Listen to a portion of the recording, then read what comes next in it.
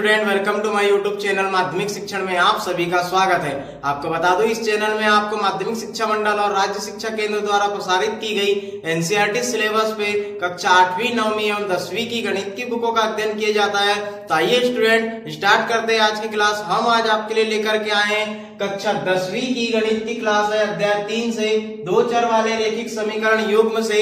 आपको पता है इस अध्याय से आपको वार्षिक परीक्षा में कुल 6 अंकों के क्वेश्चन पूछे जाएंगे, जिसमें एक एक अंक के 2 और 4 अंक का एक क्वेश्चन है। और यह जो आज की क्लास है इसी अध्याय से प्रश्नावली 3.3 की क्लास है। हमने इससे पहले प्रश्नावली 3.1 और प्रश्नावली 3.2 का अध्ययन कर चुका है। यदि आपने उन क्लासों को नहीं देखा है तो उसकी लिंक नीचे डिस्क्रिप्शन में डली हुई है, आप वहां से उन क्लासों का अध्ययन कर सकते हैं। तो आइए स्टूडेंट स्टार्ट करते हैं आज की क्लास। तो आज की क्लास में हम क्या पढ़ेंगे, हमने इससे पहली वाली क्लास में पढ़ा है, आपने देखा था कि रैखिक समीकरण युग्म को हल करने की दो प्रकार की विधियां थी, एक ग्राफिक विधि और दूसरी बीजगणितीय विधि। एक ग्राफिक विधि और दूसरी बीजगणितीय विधि। तो हमने इससे पहली वाली दो प्रश्नावलियों में हमने ग्राफिक विधि का अध्ययन किया है और आपने देखा कि ग्राफिक विधि से किस तरह से हम दो चर वाले रैखिक समीकरण के युग्म को हल कर सकते हैं। उसी प्रकार आज हम स्टार्ट करने जा रहे हैं रैखिक समीकरण युग्म को हल करने वाली अब बीजगणितीय विधि पढ़ेंगे। तो बीजगणितीय विधि में भी 3 प्रकार की विधियां हैं, प्रतिस्थापन विधि, विलोपन विधि और वज्रगुणन विधि। कौन कौन सी विधि है? प्रतिस्थापन विधि, विलोपन विधि और वज्रगुणन विधि। तो इन 3 विधियों में आज हम स्टार्ट करने जा रहे हैं प्रतिस्थापन विधि। इन 3 विधियों में हम आज स्टार्ट करने जा रहे हैं प्रतिस्थापन विधि। हम आज इस विधि का अध्ययन करेंगे कुछ एग्जांपल्स के साथ। उसके बाद हम देखेंगे कि इस विधि को हम किस तरह से एक्सरसाइज में अप्लाई करते हैं। तो आइए स्टूडेंट हम इस विधि को जानने के लिए सबसे पहले लेते हैं एक एग्जाम्पल, और वही एग्जाम्पल है जो आपकी बुक में दिया हुआ है, एग्जाम्पल नंबर 7। एग्जाम्पल नंबर 7 जो कि आपकी बुक में भी दिया हुआ है। आप वहां से अपनी बुक से उस एग्जाम्पल के क्वेश्चन को देख सकते हैं। वहां लिखा हुआ है, वो एग्जाम्पल नंबर 7 का क्वेश्चन है कि प्रतिस्थापन विधि द्वारा निम्न रैखिक समीकरण युग्म को हल कीजिए। आपको रैखिक समीकरण का युग्म दिया हुआ है, हमें उसे हल करना है। तो जो समीकरण का युग्म है वह क्या है? 7x - 15y = 2। 7x, ये एग्जाम्पल नंबर 7, तो इसमें हमें समीकरण का युग्म दिया हुआ है 7x - 15y = 2, ये समीकरण 1। और इसी प्रकार हमें दूसरा समीकरण दिया हुआ है x + 2y = 3। x + 2y = 3, ये हमारा दूसरा समीकरण है। तो हम इस विधि से इन समीकरण को किस तरह से हल करेंगे, इससे पहले आपने ग्राफिक विधि में देखा था कि आप किस तरह से हल करते हैं। ग्राफिक विधि में इन समीकरणों में x और y की वैल्यू निकालते हैं और उसके बाद में आप क्या करते हैं, उन x y के मानों को एक ग्राफ में लेकर के हल करते हैं और आपको कुछ रेखाएं मिलती है। उसी प्रकार यहाँ पर भी इस विधि में भी, प्रतिस्थापन विधि में भी आपको ग्राफ नहीं बनाना है, लेकिन इसके भी कुछ स्टेप्स है। सबसे पहले क्या करते हैं हम, इसमें भी हमें x और y की मान ज्ञात करना है। क्या करना है? x और y की मान ज्ञात करना है। लेकिन ये जो x y की वैल्यू ज्ञात करेंगे हम एक पूर्णांक के रूप में होंगे, एक वास्तविक संख्या के रूप में हमें x और y की वैल्यू निकालना है। तो आइए देखते हैं हम इसे किस प्रकार निकालेंगे। सबसे पहले हम किसी एक समीकरण से x की या फिर y की कोई एक वैल्यू निकालेंगे। फिर उस x और y की वैल्यू जिस समीकरण से, मान लीजिए हमने समीकरण 1 से y की कुछ वैल्यू निकाली जिसमें चर राशि अचर राशि शामिल हो सकती है, फिर उस वैल्यू को हम दूसरे समीकरण में रखते हैं। और उसके बाद आप देखेंगे कि दूसरे चरण में, ये आपका पहला चरण हो गया, आपको x y की वैल्यू निकालना है। उसके बाद आप देखेंगे कि इस x y की वैल्यू को दूसरे समीकरण में रखेंगे और आप वहां से देखेंगे कि किसी भी एक चर राशि का आपको मान मिलेगा, या तो x का या फिर y का। फिर उस मान को आप फिर दूसरे समीकरण में रखेंगे और आपको फिर से x और y में से किसी एक का मान मिलेगा। तो आप देखेंगे कि दोनों समीकरण में आपको एक अलग अलग वैल्यू मिलेगी, एक में x का मान मिलेगा तो एक में y का मान मिलेगा। तो आइए समझते हैं हम इस एग्जांपल के थ्रू कि हम इस प्रतिस्थापन विधि का किस तरह से हम इस विधि से हम क्वेश्चंस को हल करते हैं। तो आइए देखते हैं सबसे पहले समीकरण 1 से। समीकरण 1 में आप देख पा रहे होंगे कि आपको एक समीकरण दिया हुआ है 7x - 5y = 2, दूसरा समीकरण है x + 2y = 3। तो हम यहां से क्या करते हैं, किसी दोनों में से एक समीकरण को लेते हैं और एक वैल्यू निकाल लेते हैं। तो सबसे पहले हम निकालते हैं समीकरण 2 से। समीकरण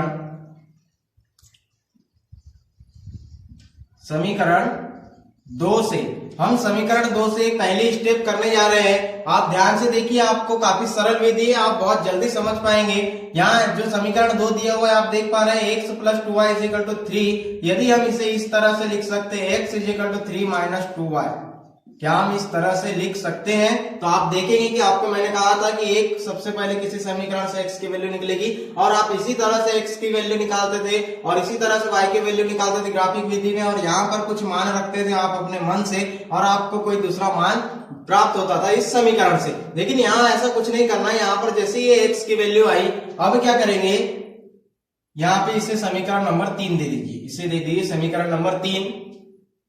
समीकरण 3 से x का मान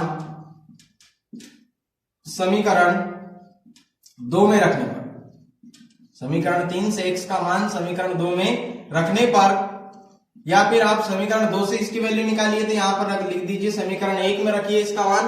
कहाँ रखेंगे? समीकरण 1 में रखने पर। तो ये जो x का मान आया, अब आप इसे यहाँ प्रतिस्थापित करेंगे। यही है इस विधि का नाम, प्रतिस्थापन विधि। इस मान को आपको दूसरे समीकरण में रखना होगा। यदि आप ये मान को यहाँ रखेंगे तो आप देखेंगे कि आपको एक वैल्यू मिलेगी। यहाँ रखिए मान, ये हो गया 7x, ये हो गया 7x, यानी कि यहाँ पे 7 है, x का मान रखना है हमको। तो 7x की वैल्यू रखिए, क्या निकाले आपने 3 - 2y। फिर उसके बाद आप क्या करेंगे, जैसा का वैसा समीकरण लिखिए 15y = 2। अब आप देखेंगे कि ये कोष्टक के बाहर की संख्या, इससे सबसे पहले आप हल करेंगे तो 7 × 21 - 7 दूनी 14y, फिर है -15y = 2। अब चर राशि और अचर राशि को आप एक साइड कीजिए, तो ये माइनस माइनस क्या हो जाएंगे, ये माइनस माइनस प्लस हो जाएंगे। ये माइनस माइनस समान चिन्ह वाली संख्या जुड़ेगी 15 और ये कितना है 14, ये कितना हो जाएगा 29, और दोनों संख्या में माइनस का चिन्ह है तो माइनस लगेगा, तो -29y बराबर। अब आप इस 21 का एक अचर राशि इसका इधर पक्षांतर कीजिए तो ये हो जाएगा 2 - 21। कितना हो जाएगा 2 - 21, ये हो गया 29। अब यहाँ पे आप देखेंगे -29y = यहाँ कितना बच गया, यहां से जब आप घटाएंगे तो यहाँ बचेगा 19, बड़ी संख्या का चिन्ह लगेगा। असमान चिन्ह वाली संख्या हमेशा घटेगी और बड़ी संख्या के सामने का चिन्ह लगेगा। अब आप देखेंगे कि यहाँ भी माइनस है, इधर भी माइनस है, तो ये दोनों माइनस माइनस कैंसिल। अब यहाँ क्या बच गया, अब यहाँ पर बच गया, यहाँ पे देखिए अब y। अब ये 29 का आप नीचे पक्षांतर करेंगे तो गुणा वाली संख्या का पक्षांतर करेंगे तो कहाँ जाएगी, वो संख्या भाग में जाएगी। यानी कि यहाँ पे क्या हो गया, y बराबर कितना बचेगा आपके पास 19/29। कितना बचेगा 19/29।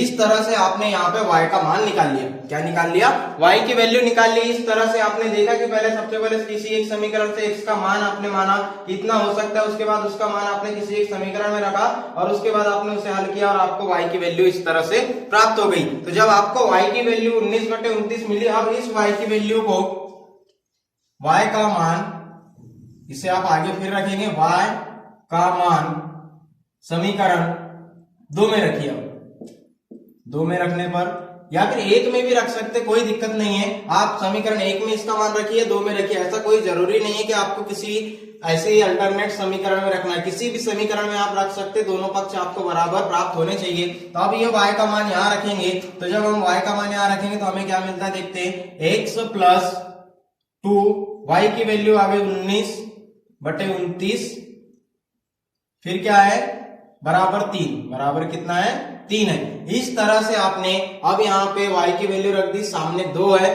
तो ये क्या होगा, अंदर गुणा होगा, तो ये हो जाएगा x + 19 दूनी 38/29 बराबर 3। इस तरह से हो गया, आप देख पा रहे हैं। अब क्या करेंगे, हम इन दोनों संख्याओं को क्या करेंगे, जोड़ेंगे।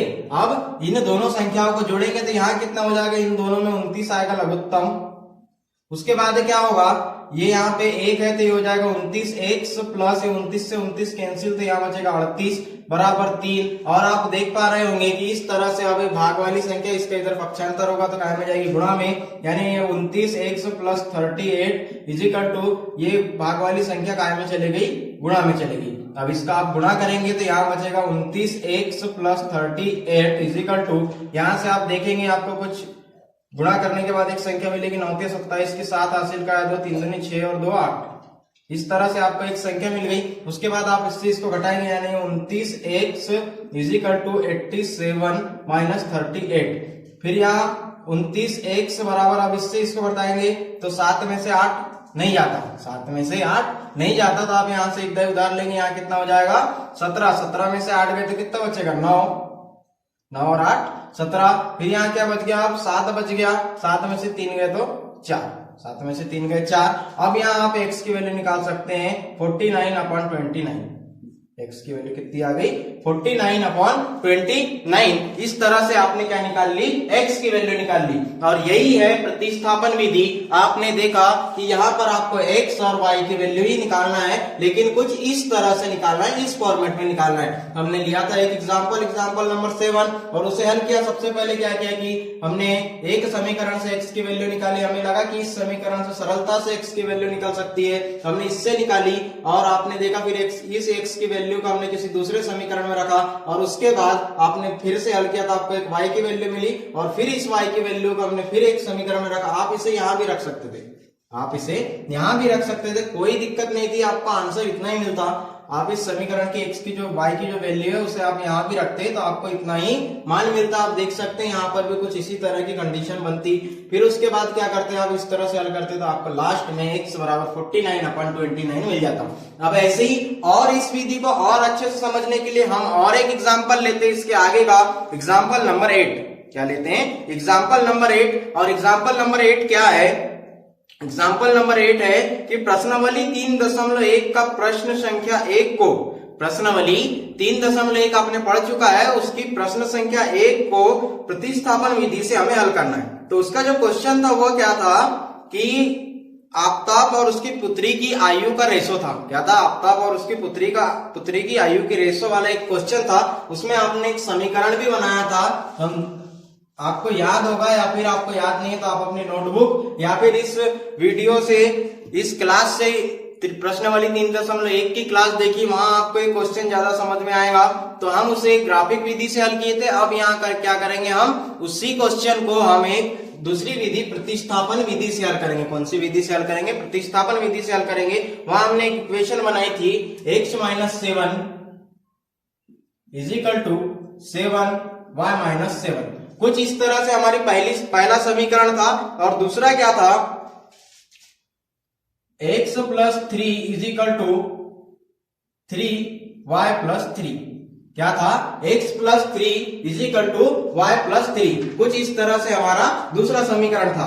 तो आपने प्रश्नावली 3.1 का पहला क्वेश्चन आपने हल कर चुका है। ये समीकरण 1 हो गया, ये समीकरण 2 हो गया, समीकरण 1 और ये समीकरण 2। और आपने अभी जस्ट थोड़ी देर पहले देखा है कि आप किस तरह से प्रतिस्थापन विधि से हल करते हैं। वैसे ही हम सेम इसकी कॉपी करेंगे और हम इस क्वेश्चन को भी इसी तरह से हल करेंगे और x y की वैल्यू निकालेंगे। तो आइए देखते हैं किस तरह से हम अब इस क्वेश्चन को हल करके x y की वैल्यू निकालते हैं। तो आपने सबसे पहले वहां भी इसी तरह से किया था कि कोष्टक को हल किया था और एक सरल समीकरण बनाया था। तो आइए देखते हैं यहाँ पर भी समीकरण 1 और 2 से, समीकरण 1 व 2 से। तो सबसे पहले लेते हैं समीकरण 1 ये वाला, यानी कि x-7 इजिकल टू 7y-49। फिर अचर राशि एक साइड कीजिए, चर राशि एक साइड कीजिए, यानी कि ये इधर चले जाएगा x-7y इजिकल टू -49 प्लस 7। क्या हो जाएगा, +7 हो जाएगा। फिर क्या होगा, x-7y इजिकल टू,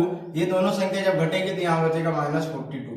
क्या बचेगा, -42। ये हमारा नया समीकरण बन गया, समीकरण 3। इसके बाद हम समीकरण 2 को लेंगे तो ये हो जाएगा x plus 3 is equal to 3y+9। इस तरह से होगा। आप फिर इसका पक्षांतर करेंगे, x-3y is equal to x-3y is equal to, यहाँ क्या बचेगा, आप देखिए +9 है तो +9 आप लिख लीजिए, उसके बाद -3 आएगा इधर, तो यहाँ बचेगा x-3y इजिकल टू यहाँ 6। ये हो गया समीकरण नंबर 4। आप इस तरह से इन समीकरण को इस तरह से रैखिक समीकरण के युग्म में बना सकते हैं, जैसे कि आपने देखा समीकरण 3 और समीकरण 4। क्या देखा? समीकरण 3 और समीकरण 4 कुछ इस तरह से बनते हैं। अब हम क्या करते हैं, इसी समीकरण को हम दूसरे रूप में हल करेंगे, यानी कि अब हम प्रतिस्थापन विधि का अप्लाई करेंगे। कौन से समीकरण में? समीकरण 3 और समीकरण 4 में। तो हम स्टार्ट करते प्रतिस्थापन विधि का अप्लाई करना। तो यहां लिखते हैं हम समीकरण।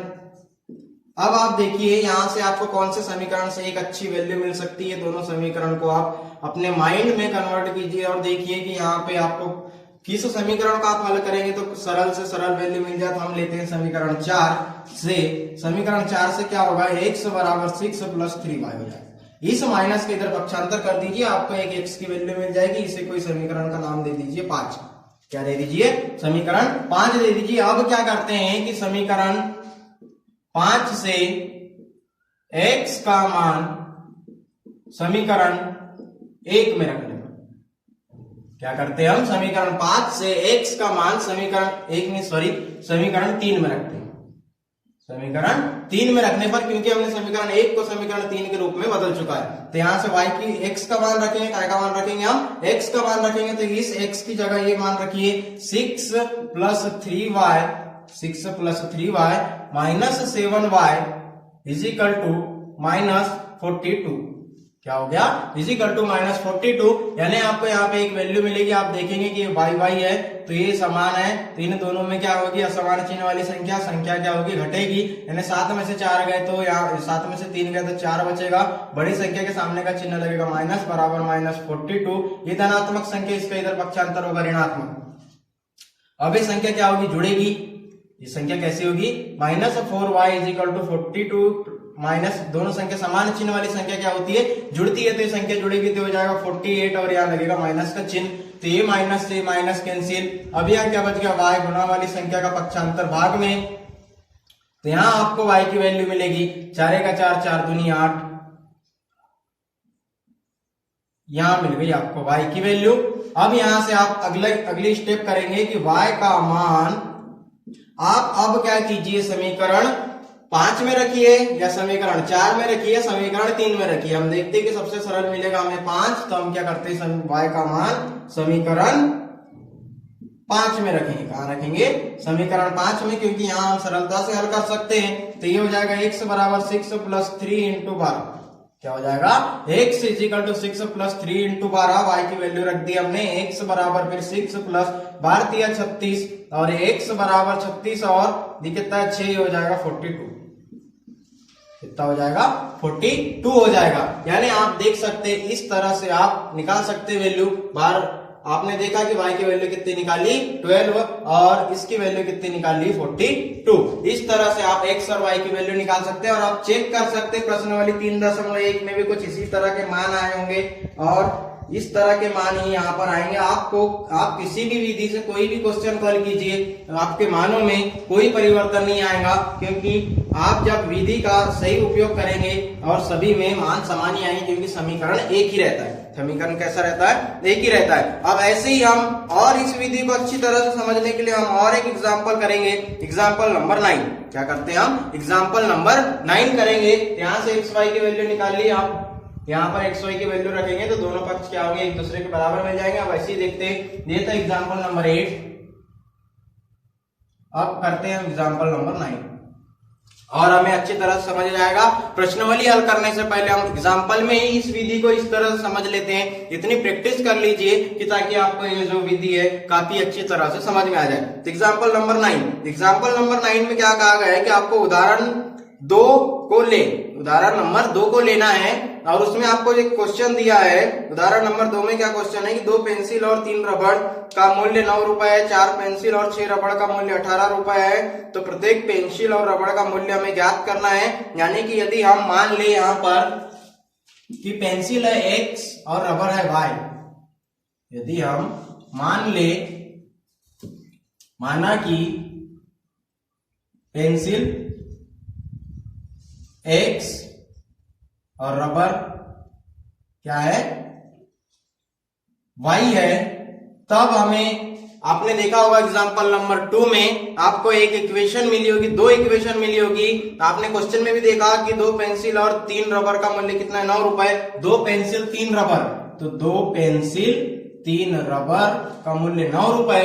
और फिर आगे क्वेश्चन में आप पढ़ेंगे कि 4 पेंसिल और 6 रबर का मूल्य 18 रुपए। 4 पेंसिल और 6 रबर का मूल्य कितना है, 18 रुपए। ये समीकरण 1, ये समीकरण 2। अब आप इसे प्रतिस्थापन विधि से हल करेंगे। तो आइए देखते हैं प्रतिस्थापन विधि में हम एक्स वाई की वैल्यू किस तरह से निकालते हैं। तो यहाँ पर आप देखेंगे कोई भी एक समीकरण लीजिए, समीकरण 1 से, तो समीकरण 1 से हम किसी एक चर राशि की वैल्यू निकालेंगे। तो ये हो जाएगा 2x is equal to 9 minus 3y और x is equal to 9 minus 3y by 2। इस तरह से हो जाएगा, आप देख पा रहे हैं। इस तरह से आपका एक समीकरण बन जाएगा। तो जब इस तरह से आपका एक समीकरण बनेगा तो आप क्या करेंगे, अब ये हो गया समीकरण नंबर 3। तो समीकरण 3 से x का मान समीकरण 2 में रखने पर, समीकरण 2 में रखने पर जब आप समीकरण 2 में x का मान रखेंगे तो आपको किस तरह का समीकरण मिलेगा, आइए देखते हैं। आप समीकरण 2 में x का मान रख करके तो रखिए समीकरण 2 में x की वैल्यू। तो ये है समीकरण 2, यहां पर आप x का मान रखेंगे, यहाँ 4। अब x का मान रखिए 9 माइनस 3y बाई 2। इसके बाद आप देखेंगे plus 6y is equal to 18, plus 6y is equal to 18। और आप इसे अब किस तरह से हल करेंगे, आप देखेंगे कि आपके पास क्या है, कोष्टक के बाहर एक संख्या है 4 और आपको बटे में एक संख्या दिख रही होगी 2। तो इससे आप इसे काट दीजिए तिर्यक गुणा की विधि से, 2 दूनी 4। अब इस 2 का अंदर गुणा कर लीजिए, 9 दूनी 18 minus 6y plus 6y minus 6y plus 6y is equal to 18, is equal to क्या हो गया, 18 हो गया। और आप देख पा रहे होंगे यहाँ कुछ इस तरह से आपको मान मिल रहे हैं कि ये जो y है और ये y है, ये धनात्मक है, ये ऋणात्मक है, तो ये 0 हो जाएगा। और ये 18 माइनस 18 इसका इधर पक्षांतर होगा तो ये क्या होगा, 0 हो जाएगा। यानी कि आप देख रहे हैं यहाँ आपको किसी प्रकार की कोई वैल्यू नहीं मिल रही, यानी यह जो समीकरण होगा, इस समीकरण का युग्म में क्या होगा, असंगत होगा। और इसकी जो रेखाएं होगी किस तरह की होगी, समांतर होगी या फिर समपाती होगी। किस तरह की होगी, समांतर या फिर समपाती होगी। इस तरह के जो युग्म होते हैं उनकी जो वैल्यू आती है इस तरह से 0 0 आती है।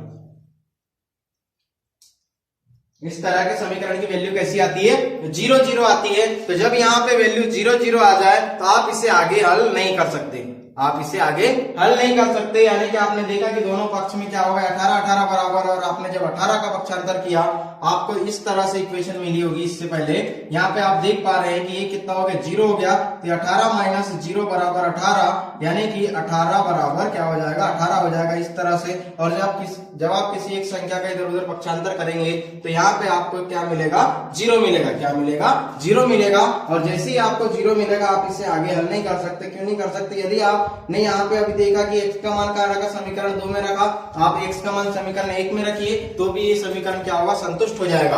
और देखते हैं इसी प्रकार से आगे और एक एग्जाम्पल देखते हैं, एग्जाम्पल नंबर 10। कौन सा एग्जाम्पल देखते हैं, एग्जाम्पल नंबर 10 देखते हैं कि हमें क्या मिलेगा। एग्जाम्पल नंबर 10 में आपको कहा गया है कि अनुच्छेद 2.3 का उदाहरण नंबर 3 लें। इसके पहले आपने एग्जाम्पल नंबर 1, फिर एग्जाम्पल नंबर 2 को हल किया। आप देखते एग्जाम्पल नंबर 3। यानी हम किसी भी क्वेश्चन को ग्राफिक विधि, बीजगणितीय विधि में प्रतिस्थापन विधि, विलोपन विधि, वज्रघूर्ण विधि से हल कर सकते हैं, वैल्यू हमें समान ही मिलेगी। तो आइए देखते हैं, यहाँ पर आपको 2 रेल की पटरी वाला क्वेश्चन है, उसमें आपको 2 समीकरण दिए हुए हैं।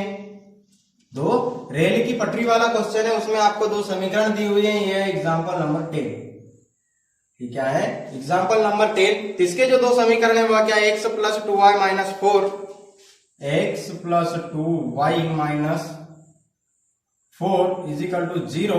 और फिर एक समीकरण दिया हुआ है 2x plus 4y minus 12, 2x plus 4y minus 12 is equal to 0। इस तरह से आपको समीकरण 1 और समीकरण 2 दिए हुए हैं एग्जाम्पल नंबर 10 में। तो इन समीकरण को आपको क्या करना है, प्रतिस्थापन विधि से हल करना है। तो आइए देखते हैं हम इसे प्रतिस्थापन विधि से हल करते हैं। तो हम प्रतिस्थापन विधि से हल करने पर क्या पाते हैं देखते हैं। अब यहाँ से आप किसी एक समीकरण ले लीजिए, जैसे कि हम लेते हैं समीकरण 1 से, तो समीकरण 1 से समीकरण 1 में लेने पर 1 से बराबर हो जाएगा ये -4 है, इसका इधर पक्षांतर होगा +4 होगा, और ये -2y इसका इधर पक्षांतर होगा क्या होगा -2y हो जाएगा। अब यहाँ आपको एक समीकरण मिल गया, नया समीकरण नंबर 3। और इस समीकरण नंबर 3 से आप क्या करेंगे, समीकरण 3 से x का मान समीकरण 2 में रखने, कहां रखेंगे, समीकरण 2 में रखेंगे। और जैसे समीकरण 2 में रखेंगे तो आप देखेंगे कि ये हो जाएगा 4 - 2y + 4y - 12 = 0। और यहाँ क्या बच गया, आप देख रहे होंगे, यहाँ हो गया 8 - 4y + 4y - 12 = 0।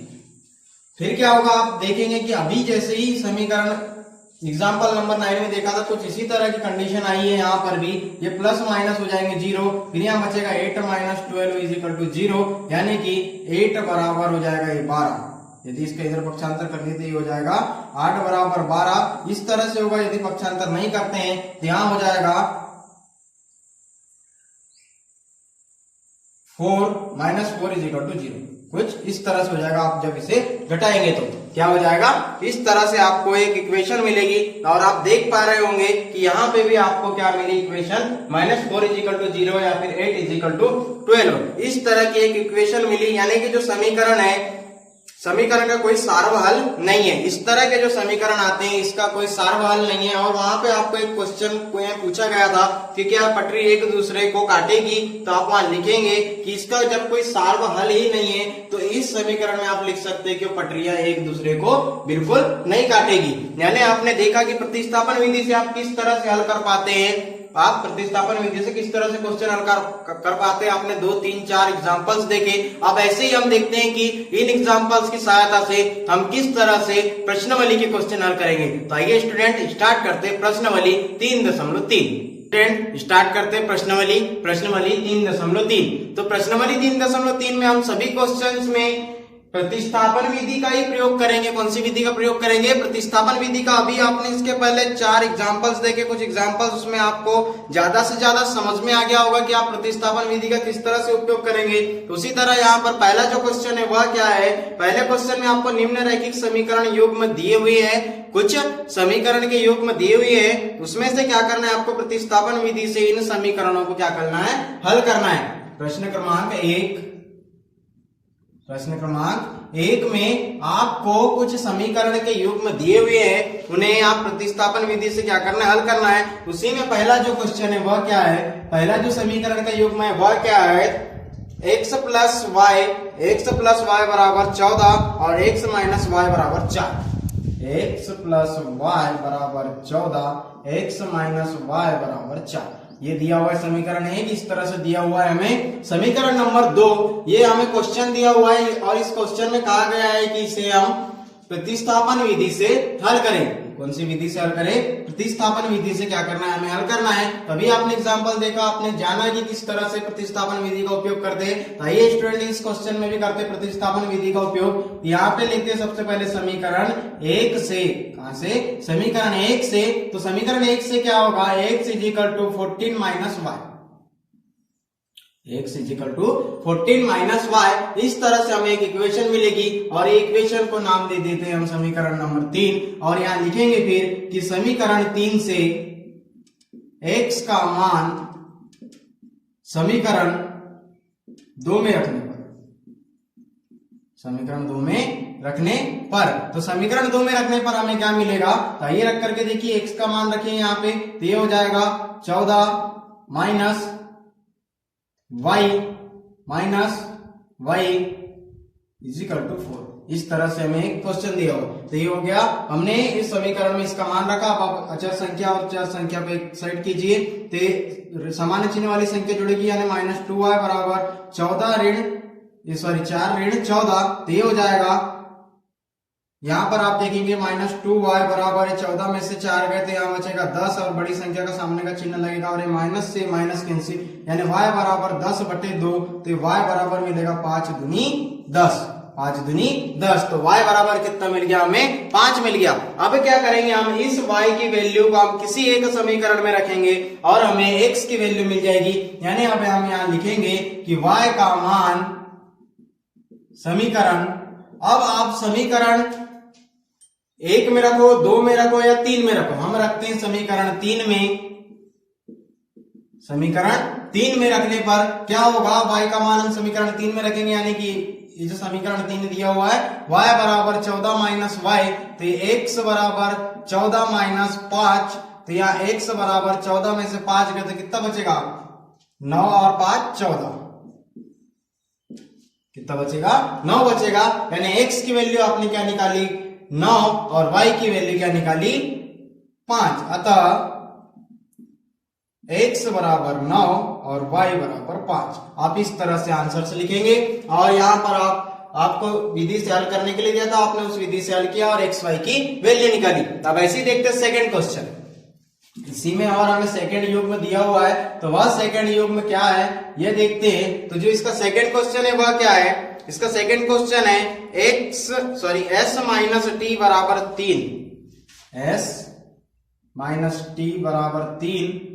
फिर है अगला, इसी में s/3 plus T by 2 is equal to 6, s/3 plus T by 2 is equal to 6। ये समीकरण 1, ये समीकरण 2। क्या है? समीकरण 1 और समीकरण 2 आप यहाँ देख सकते हैं। आपको इस समीकरण को प्रतिस्थापन विधि से क्या करना है? हल करना है। क्या करना है? हल करना है। तो आइए इसे हल करते हैं। यदि हम यहां से यह समीकरण 1 को ले तो ये हो जाएगा s बराबर 3 प्लस टी, इस प्रकार से हो जाएगा। आपको एक नया समीकरण मिल गया, मान लीजिए समीकरण नंबर 3। और इस समीकरण नंबर 3 से s का मान समीकरण 2 में रखने पर, समीकरण 2 में रखने पर क्या होता है? s का मान रखेंगे हम तो हो जाएगा t3 plus T by 3 plus T by 2 is equal to 6। अब क्या करेंगे हम? यहाँ पे देखिए आप एक ही चर राशि हो गई। कौन सी चर राशि हो गई? एक ही चर राशि हो गई। अब हम इसे जोड़ेंगे, इसका लघुत्तम लेंगे, 3 दूनी 6, 6 इसका लघुत्तम हो गया। इसके बराबर में भी कितना है? 6 है। 3 दूनी 6, तो यहाँ 2 से गुणा करेंगे तो 3 दूनी 6 प्लस 2t हो जाएगा। 3 दूनी 6 प्लस 2t, 2 तिया 6 is equal to 6, is equal to क्या हो गया? 6 हो गया। अब इसे हम आगे हल करेंगे तो किस तरह से करेंगे? यहां देखेंगे कि ये हो जाएगा 6 प्लस 2t और 3t हो जाएगा 5t upon 6 is equal to 6।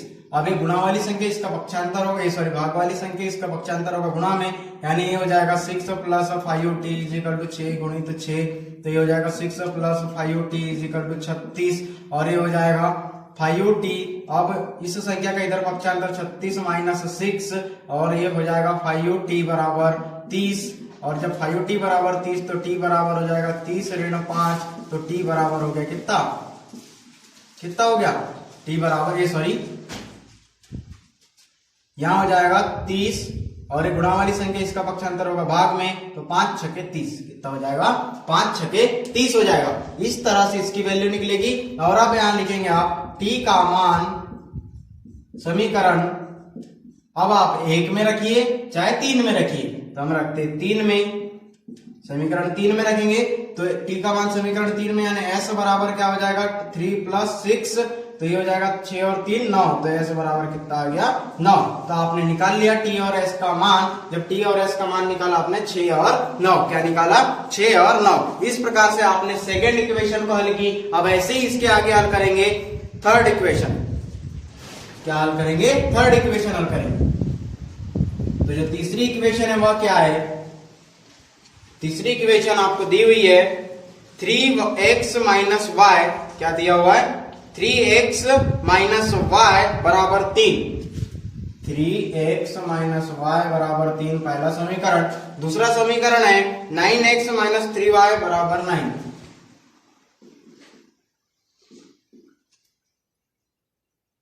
बराबर 9। इस तरह से आपको दूसरा समीकरण दिया हुआ है। इस तरह से आपको समीकरण नंबर 2 और 1 इस समीकरण का क्या दिया हुआ है, युग्म दिया हुआ है। तो अब आप यहाँ पर x और y की वैल्यू निकालेंगे, वो भी प्रतिस्थापन विधि से। तो आइए देखते हैं x और y की वैल्यू निकालते प्रतिस्थापन विधि से। हो गया समीकरण नंबर 2। तो यहाँ पे लिखते हैं हम समीकरण 1 से, समीकरण 1 से। तो यहाँ पे क्या निकलेगा, समीकरण 1 से आप वैल्यू निकालिए, ऋणात्मक संख्या का पक्षांतर कीजिए धनात्मक में। ऐसा जरूरी नहीं है कि आपको x की वैल्यू निकालना है, जरूरी नहीं है कि y की वैल्यू, आपको जो सरल लगे आप उसकी वैल्यू निकाल के मान रख सकते हैं। यहाँ पर हम लिखेंगे 3x = 3 + y। अब यहाँ रखेंगे हम x = 3 + y/3। इस तरह के यहाँ मान निकाले समीकरण 3। अब समीकरण 3 से x का मान समीकरण 2 में रखने पर,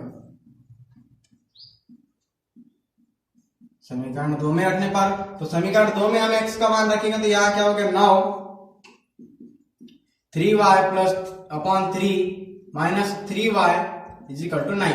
ये 3 3 9 और ये 3 3 9, 3 गुणा से काट दिए तो 3 3 9 + 3y - 3y = 9। तो आप देख पा रहे होंगे +3y से -3y कैंसिल और 9 = 9 आ गया। यहाँ क्या आ गया 9 = 9 आ गया। और इस तरह के जो समीकरण होते हैं आपने देखा है कि इनका कोई सार्वहल नहीं होता। इस तरह के समीकरण का कोई सार्वहल नहीं होता, और जब इस तरह के समीकरण का कोई सार्वहल नहीं होता तो हम इसे आगे हल नहीं कर सकते। और यही है, आपने एग्जाम्पल में भी देखा था, एक 2 क्वेश्चन इस तरह के देखे थे कि जहां पर हमें चर संख्या की कोई राशि नहीं मिल रही थी, जो चर राशियों के मान मिलते हैं वो हमें नहीं मिल रहे थे, और सिर्फ वास्तविक संख्या एक दूसरे के बराबर मिल रही थी। उसी प्रकार यहाँ पे भी मिली है, तो अब हम इसे आगे हल नहीं कर सकते, और यही है इसका हल। यहाँ पर आप देखेंगे कि इसकी जो रेखाएं होगी संपाती होगी या फिर समांतर होगी, संपाती होगी या समांतर होगी। अब ऐसे देखते हैं एग्जाम इसी का चौथा क्वेश्चन।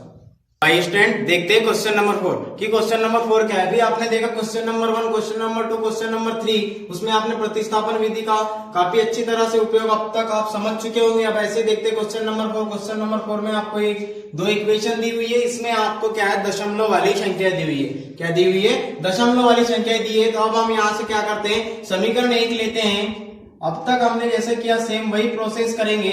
समीकरण 1 से, समीकरण 1 में क्या करते हैं, हम x वाली संख्या का इधर पक्षांतर करते हैं, तो क्या होगा, यहाँ आप देखेंगे 0.3y = 1.3 - 0.2x। इस तरह से हम इसे लिख सकते हैं, जी बिल्कुल लिख सकते हैं। फिर हम y की वैल्यू यहाँ से निकाल सकते हैं, तो ये हो जाएगा 1.3 - 0.2x / 0.3।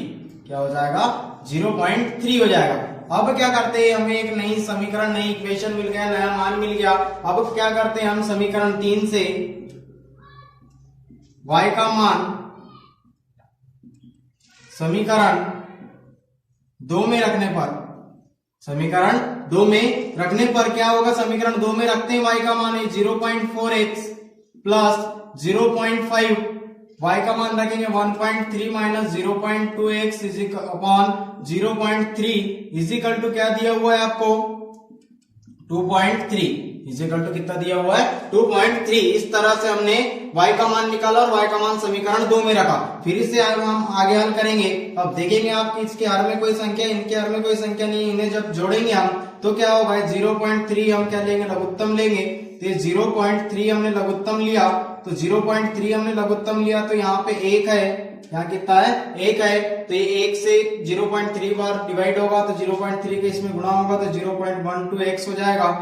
3 चौके 12, 2 संख्या के बाद दशमलव। फिर यहाँ क्या बच गया, 0.5 का क्या होगा, हम अंदर गुणा करेंगे, इस 0.5 का इधर अंदर गुणा करेंगे। क्यों करेंगे, क्योंकि 0.3 से 0.3 तो कैंसिल हो जाएगा, ये जुड़ेगी नहीं, तो यहाँ पे कुछ ऐड नहीं होगा। 0.3 से 0.3 एक बार में डिवाइड हो जाएगा, 1 का गुणा करेंगे तो इस संख्या का मान जैसा का वैसा ही होगा। तो अब क्या करते हैं, हम ये 0.5 का अंदर गुणा कर देते हैं, ये 0.5 का अंदर गुणा कर देते, तो यहाँ कितना हो जाएगा, आप देखिए 1.3 इंटू 0.5 इस तरह से करेंगे तो 5 3 15 हासिल का 1 5 का 5 और 6, और 0 से 2 बार गुणा करेंगे तो 0 होगा, यानी 0.65, 2 संख्या के बाद दशमलव यानी 0.65 हो जाएगा। फिर उसके बाद क्या होगा 0.2, आप देखेंगे यहाँ पर यदि 0.2 रख दे तो हो जाएगा 5 दूनी 10, और जब ये 5 दूनी 10 होगा और 0 तो यहाँ पे कितना आ जाएगा 10 आ जाएगा, यानी कि कितना हो जाएगा 0.10 x इजिकल टू कितना बचा 2.3। कितना बच गया हमारे पास 2.3 बच गया। अभी ये गुणा भाग वाली संख्या का पक्षांतर करेंगे गुणा में, तो ये हो जाएगा 0.12 x plus 0.65 minus 0.10 x is equal to 2.3 into 0.3 क्या हो जाएगा 0.3 हो जाएगा। अब हम इसे आगे हल करेंगे, तो यहाँ आप देख पा रहे होंगे कि इसका जब हम गुणा करेंगे तो कितना होगा 2.3 इंटू 0.3 3 3 9 3 दूनी 6 और ये कितना हो जाएगा 0 यानी कि 0.69 कितना हो जाएगा 0.69 हो जाएगा। तो ये हो जाएगा यहाँ पर। आप और एक चीज देखिए यहाँ पे 0.12 माइनस 0.10 यानी कि आप इस तरह से देख सकते 12 में से 10 गए तो कितना बचेगा 2 यानी 0.2 x यहाँ बचेगा। यहाँ से आप घटाएंगे तो x बचेगा। यहाँ पे आप इस 0.65 का इधर पक्षांतर करेंगे तो यहाँ पे आपने गुणा किया इस संख्या का कितना आया 0.69 माइनस 0.65 कितना है 0.65 यहाँ 0.02 बचेगा। फिर यहाँ 0.02 x अब इसको आप घटाएंगे तो यहाँ बचेगा 0.04 और जब 0.04 बचेगा तो यहाँ से आप फिर इसे घटाएंगे 0.02 ये गुणा वाली संख्या इसका पक्षांतर होगा भाग में तो 0.04 0.02 दो दूनी 4 यानी 2 बार में ये संख्या क्या होगी कैंसिल हो जाएगी। कितने बार में कैंसिल हो जाएगी 2 बार में संख्या कैंसिल हो जाएगी। तो आपकी क्या वैल्यू आ गई अब x की वैल्यू आ गई। और जब x की वैल्यू आ गई तो आप क्या करेंगे आप x का मान आप इस समीकरण में रख दीजिए, आपको y का मान मिल जाएगा। 3 में रखने पर जब आप यहाँ 3 में रखेंगे तो ये हो जाएगा y बराबर 1.3 माइनस 2 ये सॉरी 0.2 इंटू 2 अपॉन 0.3 तो ये हो जाएगा y बराबर। अब इन दोनों का गुणा कीजिए तो क्या होगा 0.2 इंटू 2 2 दूनी 4 2 0 यानी कितना हो जाएगा 0.4 हो जाएगा। तो ये 1.3 माइनस 0.4 अपॉन 0.3। अब इन दोनों में से इसको घटाइए, तो ये हो जाएगा y बराबर यहाँ ऊपर बचेगा 0.9 अपॉन 0.3 आप घटा के देख सकते हैं 1.3 0.4 3 में से 4 नहीं जाता एक दाई उधार लेकिन और 4 13 यहाँ बच गया 0 तो ये 0.9 तो y का मान कितना हो जाएगा 3 3 9 यानी कि 3 y की वैल्यू कितनी हो जाएगी 3 हो जाएगी। इस तरह से आप x और y की वैल्यू इस समीकरण से भी निकाल सकते हैं। अब ऐसे ही देखते हैं इसी का पांचवा क्वेश्चन क्या है। आपको पांचवा क्वेश्चन है वो क्या दिया हुआ है। इसका जो पांचवा क्वेश्चन इसमें भी आपको 2 इक्वेशन दी हुई है और इसमें जो इक्वेशन है वो क्या है वर्गमूल में अंडर रूट में काय में वर्गमूल में अंडर रूट में आपको इक्वेशन दी हुई है। इसी का क्वेश्चन नंबर 5 यहाँ आपको इक्वेशन दी हुई है under root 2x plus under root 3y is equal to 0 ये पहली इक्वेशन है। और दूसरी इक्वेशन क्या है under root 3x minus under root 8y is equal to 0 ये है सेकंड इक्वेशन। इस तरह से आपको x और y में 2 इक्वेशन दी हुई है, आपको इसे भी प्रतिस्थापन विधि से हल करना है। तो आइए देखते हैं इसे आगे हल करके प्रतिस्थापन विधि से हम किस तरह से इसे हल करेंगे। अभी आपने देखा दशमलव उसके बाद आपको मिला है वर्गमूल। तो आइए देखते हैं यहाँ पर आप फिर से हम वही सेम प्रोसेस समीकरण 1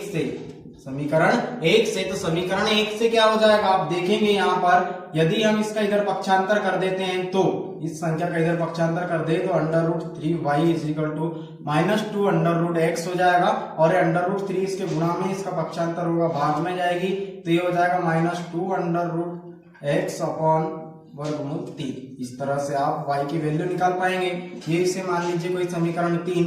अब समीकरण 3 से y का मान समीकरण 2 में समीकरण 3 से y का मान समीकरण 2 में तो हो गया 3 under root x minus under root 2 under root 8 y की वैल्यू रखिए यहाँ -2 under root x by under root 3 -2 under root x by under root 3। इस तरह से आपको मान दी हुई है। फिर आप इसे आगे हल करेंगे तो क्या होगा, आप देखेंगे इसका जब यहाँ तिर्यक गुना होगा या फिर गुना नहीं करना है तो इससे आप घटाएंगे, इजिकल टू कितना है ये, इजिकल टू 0, इजिकल टू 0। यहाँ पे 0 है तो यदि आप इसका अंदर गुना करेंगे तो आप किस तरह से अंदर गुना कर पाएंगे, यहाँ देखेंगे कि ये हो जाएगा अंडर रूट 3। आप यहाँ से इसका लघुत्तम ले लीजिए, ये हो गया अंडर रूट 3, सॉरी ये इस तरह से अंडर रूट 2, ये अंडर रूट 3, इस तरह से, इसमें अंडर रूट नहीं है तो यहां से आप लघुत्तम लेंगे तो एक बार कटेगा under root 3 into under root 3x minus, ये कितना है माइनस है, और ये माइनस क्या होगा यहाँ प्लस हो जाएगा, ये माइनस और ये माइनस क्या होगा प्लस हो जाएगा। यदि अभी ऐसा नहीं करना है तो आप इसे ऐसे ही रखिए, 3 से 3 कैंसिल एक बार, यानी यहाँ क्या बच गया अंडर रूट 8 और ये माइनस अंडर रूट 2x। इस तरह से यहां अंदर संख्या बच गई। तो अब आप इसे आगे किस तरह से हल करेंगे, तो आगे हल करते हैं हम। तो आगे हल करेंगे तो आप देखेंगे यहां पर कि यहाँ पे क्या हो गया, वर्गमूल 3 है, वर्गमूल 3 क्या है इसके बराबर में 0। तो ये कितना है वर्गमूल 3 और वर्गमूल 3 इंटू वर्गमूल 3 होता है 3x ऋण 3x, उसके बाद यहाँ बच गया ऋण। तो अब क्या होगा, ये ऋण ऋण क्या हो जाएगा धन हो जाएगा, ये माइनस माइनस प्लस। अब क्या होगा under root 2 into under root 8, under root 8 into under root 2, इस तरह से। तो 8 दूनी कितना हो जाएगा 16x कितना हो जाएगा। और एक्चुअली आपको बता दूं, मैंने इस क्वेश्चन को प्रैक्टिस किया है आपकी जो बुक में, ये जो अंडर रूट 8 दिया हुआ है यहाँ पर है under root 2, by print mistake हुआ है, इस कारण से आप देख पा रहे होंगे कि जो सॉल्यूशन है वह सही नहीं हुआ।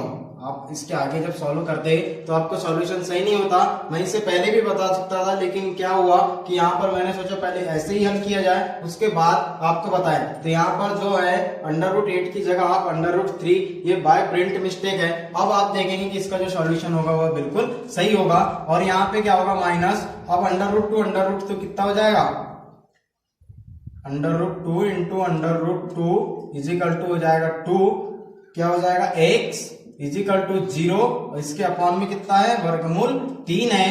तो अब जब क्या होगा, इन एक में से 2 गया तो ये 3 में से 2 गया, यहाँ बचेगा x, और ये गुणा वाली भाग वाली संख्या का पक्षांतर गुणा में, तो 0 अंडर रूट 3, और 0 में किसी भी संख्या का गुणा तो इसका मान कितना होता है 0 होता है।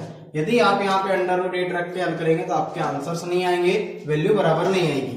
तो ये जो प्रिंट मिस्टेक हुआ है क्वेश्चन में, इसमें आप अंडर रूट 8 की जगह यहाँ पर अंडर रूट 2 कर सकते हैं सेकेंड इक्वेशन में। तो आप क्या करते हैं, हम x का मान हम यहाँ रखेंगे समीकरण 3 में। तो क्या होगा y बराबर -2 under root 0 into under root 3, तो और 0 में किसी भी संख्या गुणा 0 अंडर रूट 3, और 0 में किसी भी संख्या का भाग मतलब क्या होता है शून्य होता है, क्या होता है शून्य होता है। इस तरह से आपने x और y की वैल्यू निकाली, अंडर रूट में क्या आया 0 0 आई। अब ऐसे ही इसी का अगला क्वेश्चन देखते हैं, क्वेश्चन नंबर 6, इसी का छठवां क्वेश्चन। तो जो छठवां क्वेश्चन है उसकी जो इक्वेशन है वह क्या है, आइए देखते हैं वो इक्वेशन क्या है। तो इसकी जो इक्वेशन है वह है 3x/2 - 5y/3, 3x/2 - 5y/3 is equal to -2, is equal to -2। और फिर अगली इक्वेशन है x/3 plus y/2 is equal to 13/6, 13/6। इस तरह से आपको समीकरण दिए हुए हैं 2। अब हम क्या करते हैं, हम इससे आगे सॉल्यूशन करेंगे। तो देखते हैं हम किस प्रकार सॉल्यूशन कर पाते हैं समीकरण 1 ये समीकरण 2। तो हम यहाँ देखेंगे कि यदि हम समीकरण 1 व 2 में 6 से गुणा करें, हम यदि समीकरण 1 और 2 में 6 से गुणा करेंगे तो आप देख सकते हैं हम 6 से क्यों गुणा कर रहे हैं, 3 और 2 का लघुत्तम होता है 6, 3 और 2 का लघुत्तम होता है 6। यदि हम 6 से गुणा करेंगे तो एक इक्वेशन अपॉन से हट करके एक लीनियर इक्वेशन हो जाएगी। तो देखते हैं क्या होता है। तो यहाँ पे आप 6 से गुणा करेंगे तो ये हो जाएगा 6 into 3x/2 minus 6 into 5y/3 minus 2 into 6। इस तरह से हो जाएगा, गुणा कर रहे हैं हम।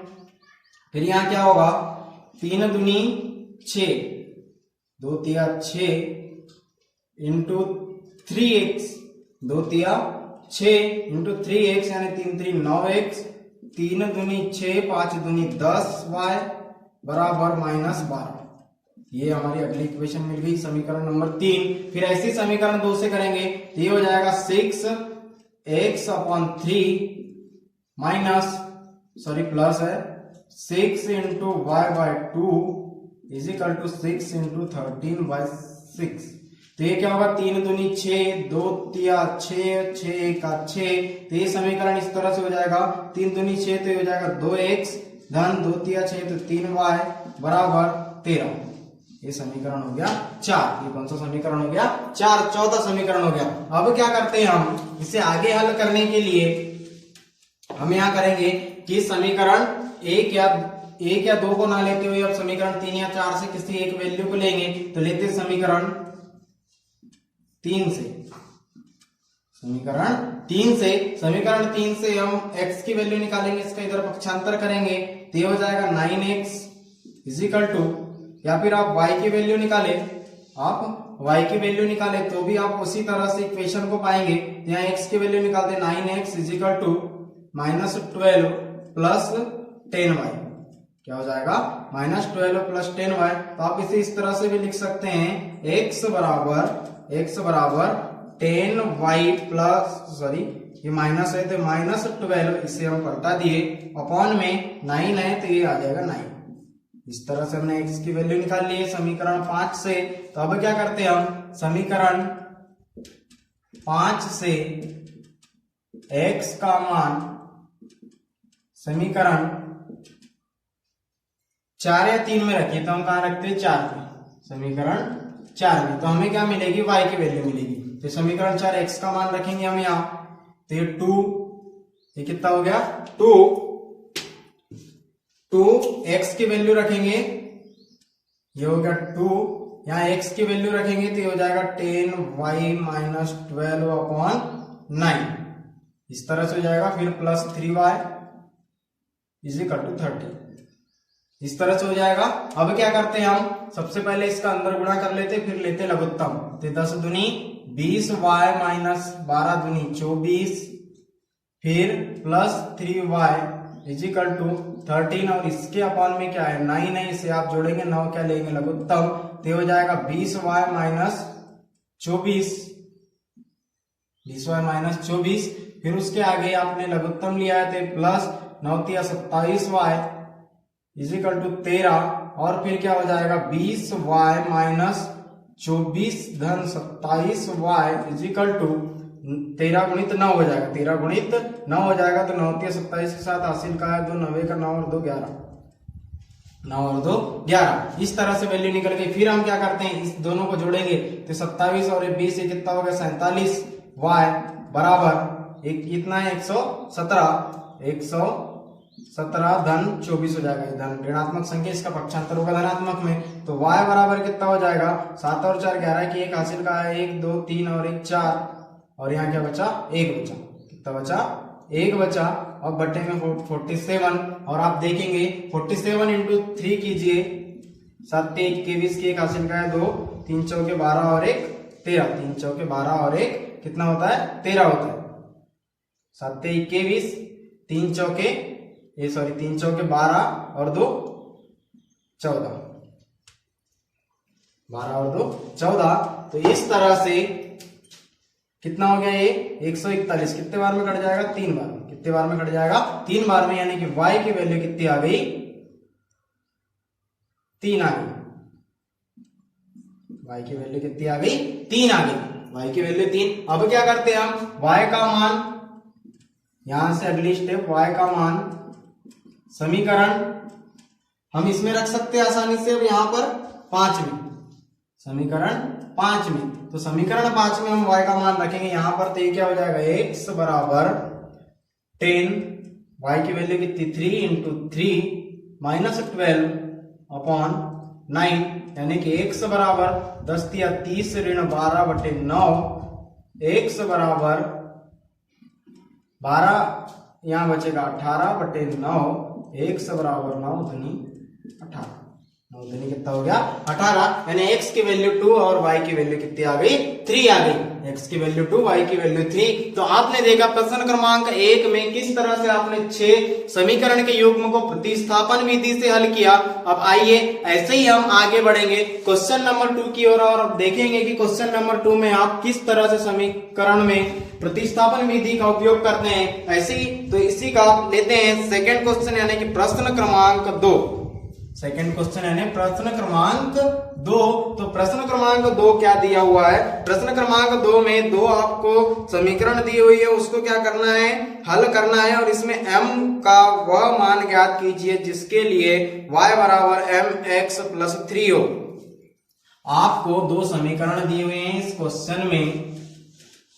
यहां होता है क्वेश्चन 2 का सॉल्यूशन स्टार्ट। यहां पर आपको दो समीकरण दिए हुए हैं, कौन कौन से हैं 2x प्लस 3y बराबर 11, 2x प्लस 3y बराबर 11। उसके बाद आपको और सेकंड समीकरण भी दिया हुआ है 2x माइनस 4y बराबर माइनस 24, 2x माइनस 4y बराबर माइनस 24। ये समीकरण 1, ये समीकरण 2। तो इन समीकरण को इस तरह से हल करना है m के लिए कि जहां पर m क्या है y बराबर mx प्लस 3, y बराबर mx प्लस 3, यानी हमें यहां से m की वैल्यू भी निकालना है, x और y की वैल्यू भी निकालना है। तो आप जानते हैं कि हम प्रतिस्थापन विधि से इसी तरह से x और y की वैल्यू निकालेंगे और जब हम x और y की वैल्यू निकाल लेंगे उसके बाद क्या करेंगे, हम यहाँ x और y का मान रखेंगे तो हमें m की वैल्यू मिल जाएगी। तो सबसे पहले समीकरण 1 और 2 में हम प्रतिस्थापन विधि अप्लाई करेंगे। तो समीकरण 1 से क्या हो जाएगा 2x is equal to 11 minus 3y, तो x is equal to 11 minus 3y upon 2, ये हो गया आपका समीकरण नंबर 3। अब क्या करते हैं समीकरण 3 से x का मान समीकरण 2 में रखेंगे हम x का मान, तो यहां रखते हैं x का मान, तो ये हो जाएगा 2 11 minus 3y upon 2 minus 4y is equal to minus 24। अब क्या हो जाएगा, 2 से 2 cancel, 11 minus 3y minus 4y बराबर माइनस 24। इस तरह से हो गया। फिर आप इसे आगे एक और स्टेप में लिख सकते हैं कुछ इस तरह से। आप देखेंगे समान चिन्ह वाली संख्या क्या होगी, जुड़ेगी, यानी कि 4 और 3 7y और बड़ी संख्या का चिन्ह लगेगा सामने बराबर माइनस 24 और इस संख्या का इधर पक्षांतर होगा तो माइनस 11। क्या होगा 24 और माइनस 11। फिर आप इसके आगे लिखेंगे माइनस 24 माइनस 11 समान चिन्ह वाली संख्याएं क्या होगी, जुड़ेगी, यानी कि हो जाएगा 35 और ये ऋण से ऋण कैंसिल। यहाँ हो गया आप 7y बराबर 35 हो, कितना हो गया 35 हो, तो y बराबर 35 अपॉन 7, तो y बराबर 7 5 35, y बराबर क्या हो गया 7 5 35 हो गया। अब हम ऐसे ही y का मान समीकरण 3 में रखते हैं, सॉरी इसे हम एक अगला समीकरण देते हैं, समीकरण नंबर 4। तो ये हो गया समीकरण नंबर 4।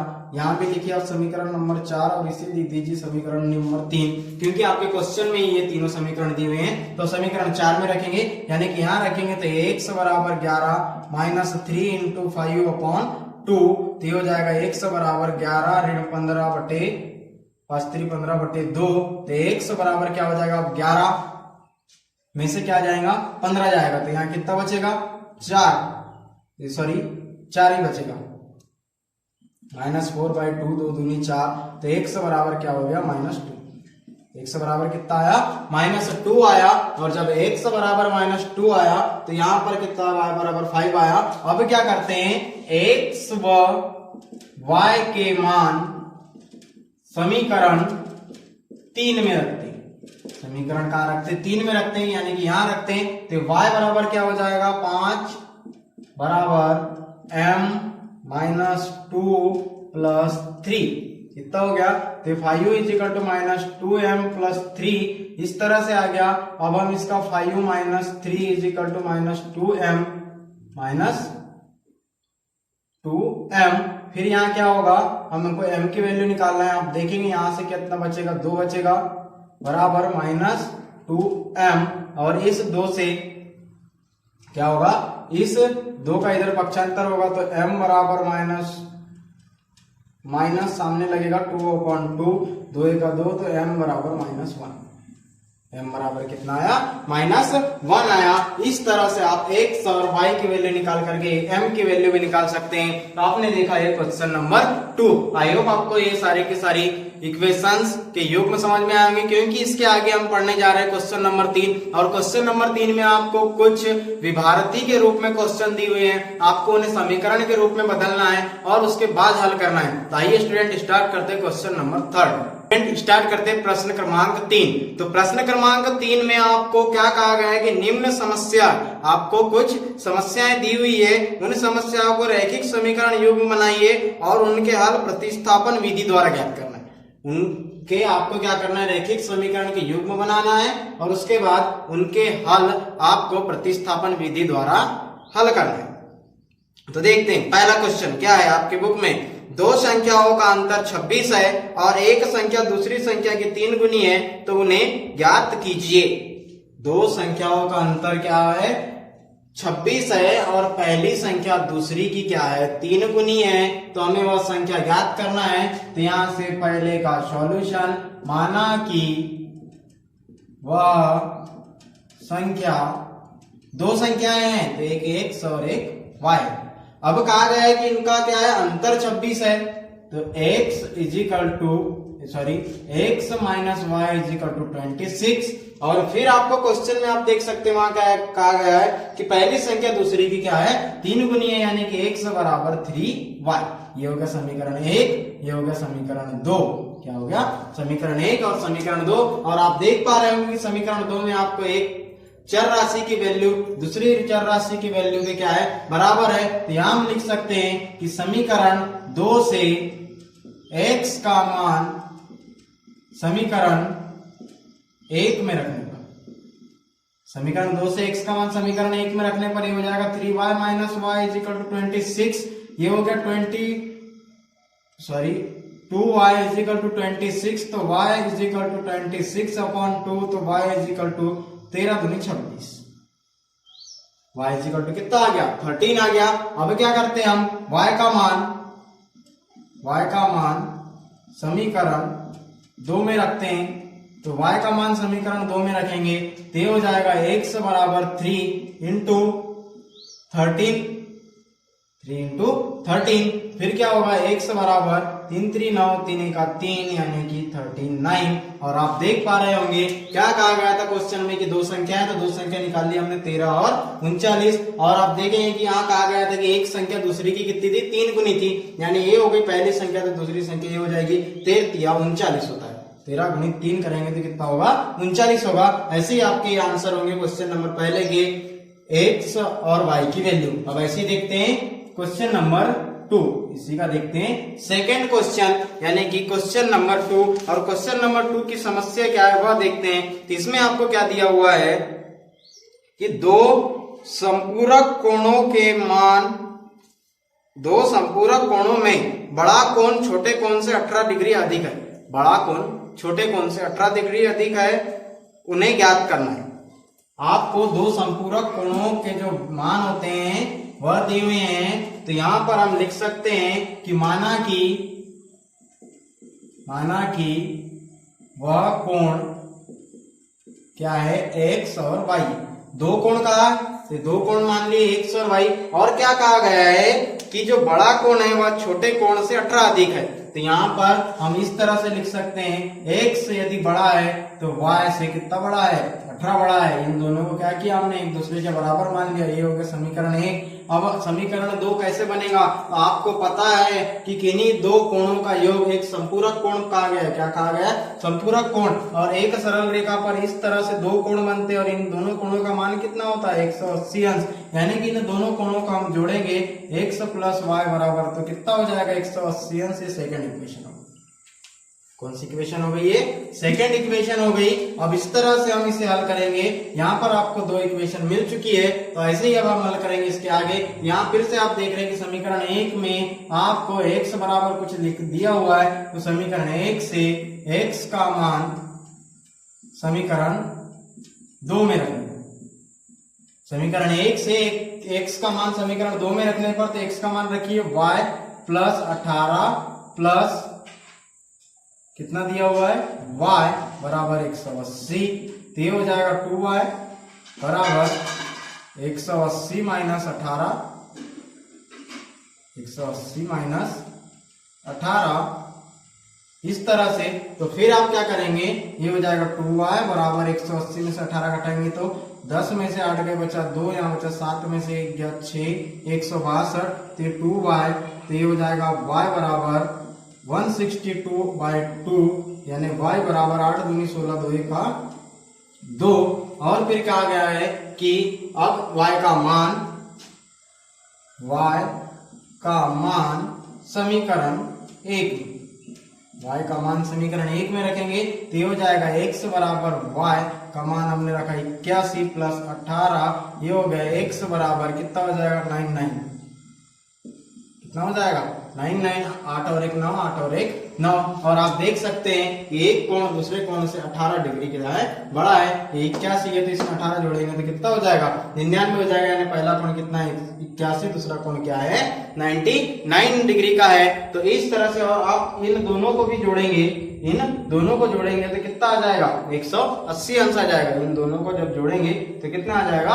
180 अंश आ जाएगा। ऐसे ही अब देखते हैं इसी की थर्ड समस्या क्या है। इसमें थर्ड क्वेश्चन क्या देखते हैं। क्वेश्चन नंबर थर्ड में आपको क्या दिया हुआ है कि एक क्रिकेट टीम के कोच ने 7 बल्ले और 6 गेंदें 3800 में खरीदी और उसके बाद उसने 3 बल्ले और 5 गेंदें 1750 रुपए में खरीदी। तो आपको प्रत्येक बल्ले और प्रत्येक गेंद की क्या बताना है? कीमत बताना है। तो यहां से स्टार्ट करेंगे हम क्वेश्चन नंबर 3 का सॉल्यूशन। यहां लिख लेते हैं हम माना कि बल्ले कितने के हैं? x रुपए के और गेंद क्या है? y रुपए की है। तो हम इसे किस तरह से इक्वेशन लिखेंगे? आप देख पा रहे होंगे कि क्या सबसे पहले क्या खरीदा उसने? 7 बल्ले और 6 गेंद। 7 बल्ले और 6 गेंद 3800 रुपए में। 3800। फिर उसके बाद में उसने फिर से खरीदा 3 बल्ले और 5 गेंद। क्या खरीदा? 3 बल्ले और 5 गेंद खरीदा। यानी 3 बल्ले तो x और 3 बल्ले x 5 गेंद कितने में खरीदी? 1750 रुपए में। कितने में खरीदी? 1750। तो ये हो गया समीकरण 1, ये हो गया समीकरण 2। इसे हमें हल करना है प्रतिस्थापन विधि से। आइए देखते हैं इसका प्रतिस्थापन विधि से हल। इसमें क्या होगा? आप देख पा रहे होंगे यहाँ पर समीकरण 1 और समीकरण 2 से। कहां से? समीकरण 1 और समीकरण 2 से क्या होगा? समीकरण 1 से हम x की वैल्यू निकाल सकते हैं। यानी कि 7x = 3800 माइनस 6y। तो ये x बराबर हो जाएगा 3800 माइनस 6y अपॉन 7। ये हो गया आपका x की वैल्यू निकल गई आपकी समीकरण 1 से। इसे मान लीजिए समीकरण नंबर 3। अब ये हो गया समीकरण नंबर 3। तो इसके आगे हम इसे हल करेंगे। तो समीकरण 3 का मान समीकरण 2 में रखने पर, समीकरण 3 का मान समीकरण 2 में रखेंगे तो हो जाएगा 3x की वैल्यू रखेंगे 38 minus 6y, 3800 minus 6y upon 7। फिर क्या है? Plus 5y is equal to 1750। फिर क्या करते हैं? हम इसका अंदर गुना कर देंगे तो 3 शून्य 0, 3 शून्य 0, 8 3 24 की 4 हासिल का आया 2 3 3 9 और 2 11 माइनस 6 3 18y अपॉन में क्या है 7। फिर क्या है? Plus 5y is equal to 1750। अब क्या करेंगे? हम यहाँ पे 7 का लघुत्तम ले लेते हैं। 7 लघुत्तम ले लिए। ये दोनों संख्याओं में अपॉन में एक संख्या थी, इसका लघुत्तम लिए। तो यहाँ बचेगा 11 1400 ऋण 18y।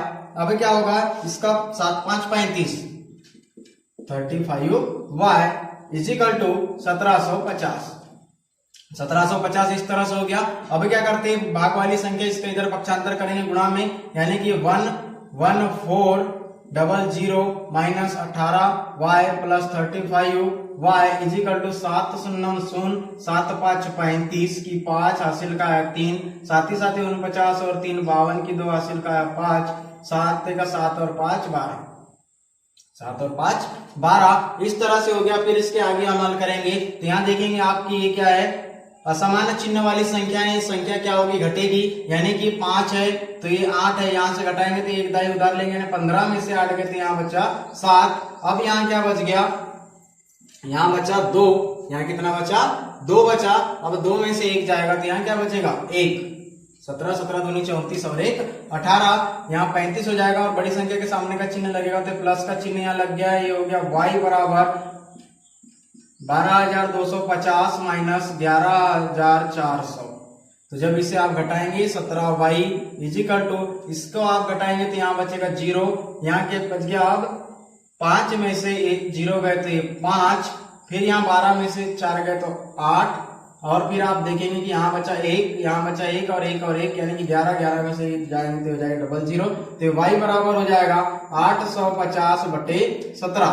कितना हो जाएगा 850/17, यानी कि आप 17 में अब ऐसी कौन सी संख्या का गुणा करेंगे जिससे आप कितनी बार काट दे इसको, 850 बार ये संख्या कट जाए। तो आप ऐसी कौन सी संख्या से गुणा करेंगे, तो आप 17 में ऐसी किसी संख्या से गुणा कीजिए। 17 में यदि 5 से गुणा करते, 17 गुणित 5, 7 5 35 की 5 हासिल का है 3, 7 5 35 की 5 हासिल का आया 3। अब यहाँ क्या बच गया, 5 का 5 और 3 8। यदि हम 17 से 5 बार में काटे तो 85 आप देख पा रहे होंगे कट जाएगा, और 17 शून्य 0, यानी कि y की वैल्यू क्या मिल गई आपको 50 मिल गई। क्या मिल गई, y की वैल्यू 50। अब ये y का मान समीकरण 3 में रखो, समीकरण 3 में रखने पर आपको क्या मिलेगी, x की वैल्यू मिलेगी, यानी x बराबर 3800 माइनस 6 इंटू 50/7। तो यहाँ क्या बच गया, अब x बराबर इसका अंदर गुणा करेंगे 5 6 के 30, यानी हो जाएगा 300, 3800 माइनस 300/7। तो ये हो जाएगा x बराबर, इसे आप आगे याद करेंगे तो यहाँ देखेंगे कि ये इससे जब इसको घटाएंगे तो यहाँ बचेगा 3500, तो बचेगा 3500 बचेगा। 38 में से 3 गए तो 35/7, और 35/7 5 35 और 7 शून्य 7 शून्य, यानी y की वैल्यू क्या आ गई 500 आ गई। यानी आप यहाँ लिख सकते हैं कि बल्ले की कीमत कितनी थी 500 और गेंद की कीमत कितनी थी 50 रुपए। बल्ले की कीमत 500 रुपए, गेंद की कीमत 50 रुपए। अब ऐसे ही हम अभी आपने हल किया थर्ड क्वेश्चन, इसके आगे अब हम हल करेंगे क्वेश्चन नंबर 4। तो देखते हैं कि क्वेश्चन नंबर 4 क्या है। आप अपनी बुक में देख पा रहे होंगे कि क्वेश्चन नंबर 4 क्या है। क्वेश्चन नंबर 4 में एक नगर में टैक्सी के भाड़े में, एक नगर में टैक्सी के भाड़े में एक नियत भाड़े के अतिरिक्त चली गई दूरी पर भाड़ा सम्मिलित किया जाता है। तो 10 किलोमीटर दूरी के लिए भाड़ा 105 रुपए तथा 15 किलोमीटर दूरी के लिए 155 रुपए नियत भाड़े के रूप से किया जाता है। तो प्रति किलोमीटर भाड़ा क्या है, एक व्यक्ति को 25 किलोमीटर चलने पर उसे कितना भाड़ा लगेगा, यानी प्रति किलोमीटर भाड़ा क्या है ये बताना है। और आपको वहां कुछ कंडीशन दी हुई है कि 10 किलोमीटर पर 55 रुपए, 10 किलोमीटर पर 105 रुपए, 10 किलोमीटर पर 105 रुपए और 15 किलोमीटर पर 155 रुपए। तो अब हम इसे कैसे सॉल्यूशन करेंगे, आइए यहाँ पर हम कुछ मान लेते हैं। ये क्वेश्चन नंबर 4, माना कि नियत भाड़ा एक y है और जो अतिरिक्त भाड़ा है वह क्या है x है। नियत भाड़ा क्या है y है और जो अतिरिक्त भाड़ा है वह क्या है x है। तो हम यहाँ पर देखेंगे कि इक्वेशन किस तरह से बनेगी। यहाँ पर आपको क्या कहा गया है कि 10 किलोमीटर पर कितना भाड़ा लग रहा है, 105 रुपए, यानी कि 10 किलोमीटर, यानी भाड़ा क्या है, हमने नियत भाड़ा को लिख लिया y, यानी इसका जो अतिरिक्त भाड़ा हुआ कुछ भी नहीं है, यानी कि x प्लस 10y बराबर 105। और फिर अगली कंडीशन आपको दी हुई है कि 15 किलोमीटर पर 155 रुपए, यानी कि जो नियत भाड़ा है वह क्या है, 15 किलोमीटर बराबर 155 रुपए। और इसमें भी देख रहे हैं आपको अतिरिक्त भाड़ा कुछ दिया हुआ है, नहीं दिया, यानी कि कितना है 25, ये सॉरी कितना है x है। और हमें यहाँ पे 25 किलोमीटर का भाड़ा निकालना है कि एक व्यक्ति को 25 किलोमीटर चलने में अब कितना रुपए लगेगा। तो यहाँ पर आप देख सकते हैं, यहाँ पे आपके पास दो इक्वेशन है, समीकरण 1 समीकरण 2, समीकरण 1 समीकरण 2। तो समीकरण 1 से आप यहाँ x की वैल्यू निकाल सकते हैं, x बराबर 105 माइनस 10y, ये हो गया समीकरण 3। तो समीकरण 3 से x का मान समीकरण 2 में रखने पर x की वैल्यू यहाँ रखिए तो 105 ऋण 10y धन 15y बराबर 115। अब यहाँ देखिए आप 105 का इधर पक्षांतर कीजिए और इन दोनों को जोड़िए, असमान चिन्ह वाली संख्या घटेगी तो ये हो जाएगा 5y बराबर 115 माइनस 105, 115 माइनस 105, तो y बराबर कितना हो जाएगा, 115 में से 105 जाएंगे तो अब देखिए 5 में से 5 गए तो 0, 5 में से 5 गए तो ये क्या बचेगा 0। अब यहाँ क्या होगा, यहाँ पे कितना 1 में से 0 गया तो यहाँ कितना बचेगा 1, और 1 में से 1 गया 0, यानी कि 5y बराबर कितना बच गया 10। तो y बराबर क्या हो जाएगा 10/5, यानी कि आप देख पा रहे होंगे y बराबर हो जाएगा 2, y बराबर कितना हो जाएगा 2 हो जाएगा, 5 दूनी 10। अब क्या कीजिए आप y का मान समीकरण 3 में रखिए, y का मान कहाँ रखिए, समीकरण 3 में रखिए, y का मान समीकरण 3 में।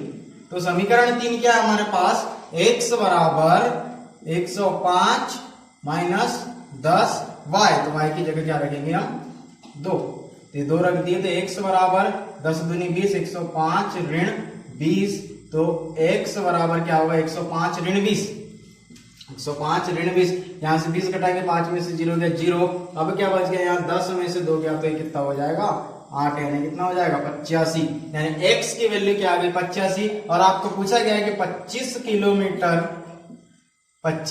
किलोमीटर चलने पर आपको क्या कितना भाड़ा, यात्रा करने के लिए कितना भाड़ा देना होगा। तो यात्रा करने के लिए आपको कितना भाड़ा देना होगा, तो 25 गुणित 85 कितना होगा, 25 गुणित 85 आप कीजिए, आपको भाड़ा का नियत वैल्यू आपको ज्ञात हो जाएगी। कितनी हो जाएगी, भाड़े की नियत वैल्यू आपको ज्ञात हो जाएगी। तो इस तरह से आप यहाँ 85 करेंगे तो आपको कितनी वैल्यू मिलेगी 25 किलोमीटर। तो प्रति किलोमीटर कितना चला, प्रति किलोमीटर आपने क्या निकाला, x का मान, आपने x का मान निकाल चुका है कितना 85, कितना निकाले 85। तो अब 85 से आपको 25 को क्या करना होगा, इंटू करना होगा, 85 से 25 को इंटू करना होगा तो कितना आएगा,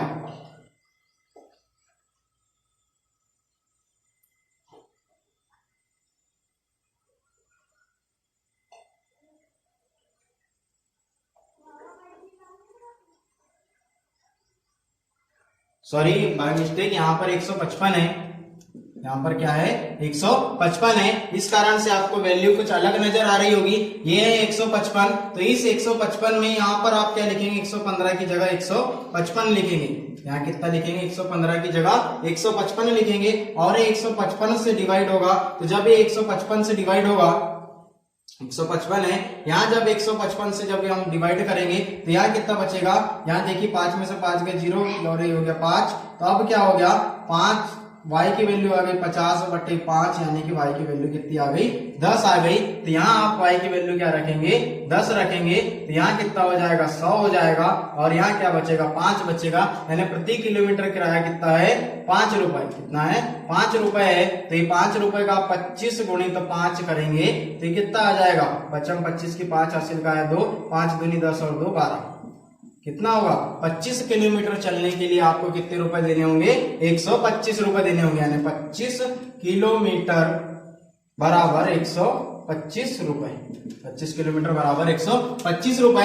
ये था क्वेश्चन नंबर 4। अब हम ऐसे ही देखते हैं इसके आगे क्वेश्चन नंबर 5। क्वेश्चन नंबर 4 अब देखते हैं क्वेश्चन नंबर 5।